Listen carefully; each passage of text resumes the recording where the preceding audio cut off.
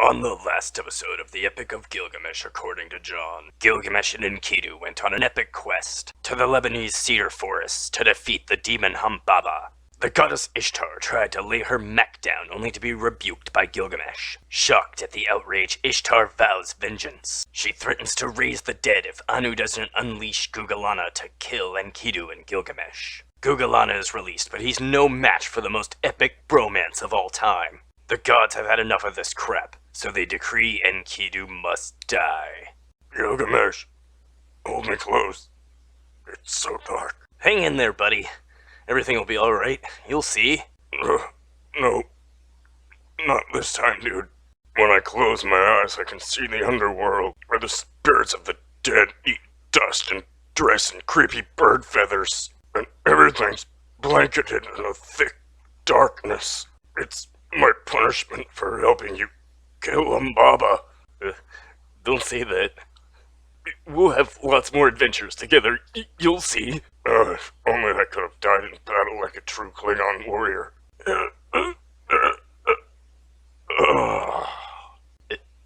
Enkidu? Oh, Enkidu. Hello, darkness, my old friend. I've come to talk with you again, because a vision softly creeping left its seeds while I was sleeping, and the vision that was planted in my brain still remains within the sound of silence. Crushed by the death of his friend, Gilgamesh wanders off into the wilderness. Don't worry, buddy.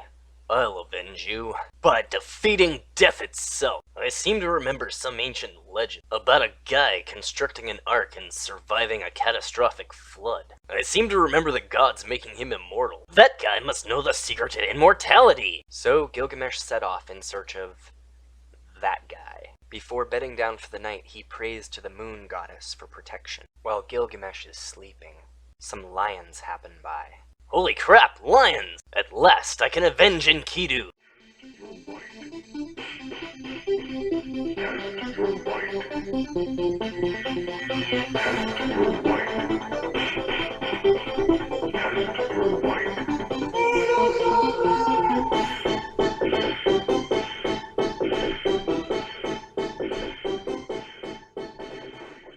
So Gilgamesh continues on until he comes to the slopes of Mt Mashu, the gates of which are guarded by fierce scorpion men. Enkidu, I shall avenge you!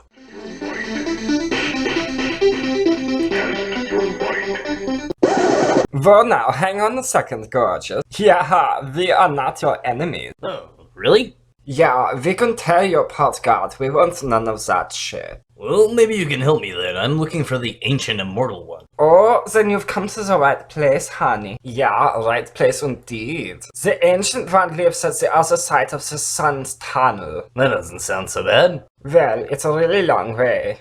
Yeah, really long. Well, I'm sure I can handle it. Oh, and then there's the rock monsters. Oh yeah, the rock monsters. Well, I'm not really worried about it. Oh, and don't forget about the river of death. Ugh, spoiler alert. Jeez, what's your problem? Well, good luck, little human. Yeah, good luck to you. So Gilgamesh enters the tunnel of the sun and travels for 11 leagues before he starts seeing the light coming up from behind him. He emerges on the other side just as the sun is about to catch up with him.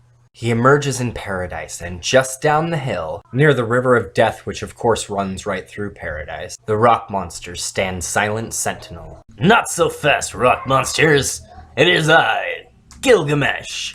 Well, I, Gilgamesh, nice to meet you. At last I shall have revenge for the death of Enkidu! That word you keep using, I don't think it means what you think it means. Now prepare to eat my wrath! You know, I get the feeling he's not listening to us. Here we go.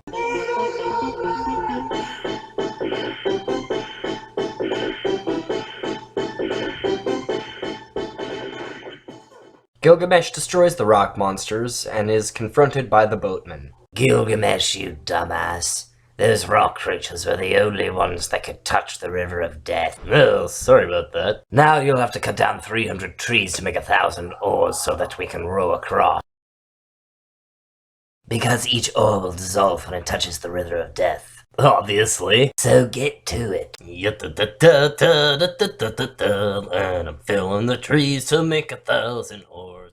And so Gilgamesh and Urshanabi the boatman crossed the river of death. Long ago, Enlil was just as much of a dick as he is now. He wanted to wipe out mankind because they were complaining too much about being slaves. So he told the other gods not to warn mankind of the flood he was sending to destroy them. But the god Enki disobeyed and warned King Ziasutra of the coming deluge.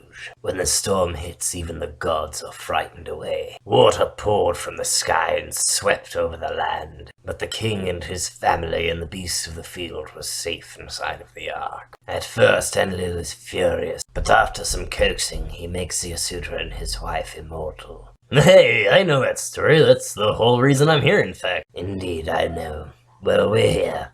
Nice talking with you, Gilgamesh. Yep, thanks for the ride. See you later, Charon, or Urshanabi, or whatever. So Gilgamesh makes it to the island, where Ziasudra, who now goes by Utnapishtim, and his wife are waiting. Hi, I'm Gilgamesh. I want to be immortal, too. Ah, you want to be immortal, do you? I tell you what, try to stay awake for 7 days. Oh, okay, that sounds easy enough. Hey, honey, I want you to bake a loaf of bread for every day that Gilgamesh is asleep.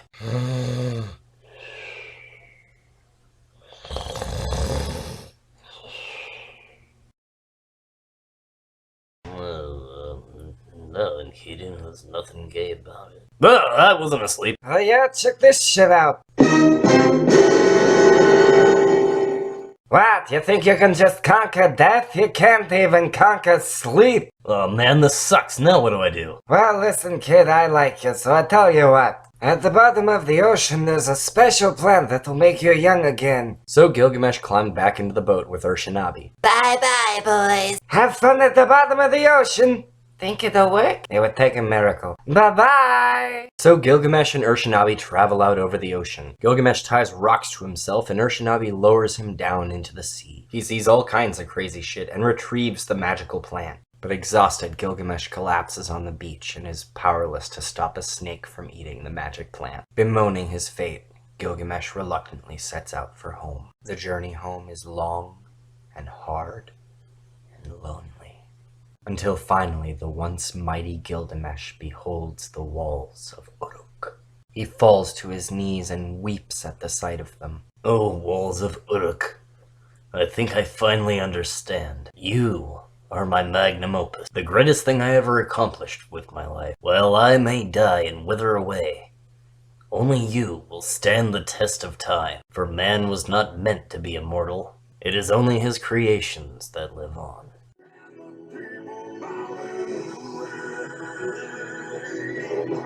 To the neon god they lay. In the sign flashed out his falling. And the words that he was falling. In the signs and the words of the prophets of we understand where he was. In tenement halls. And whisper in the sound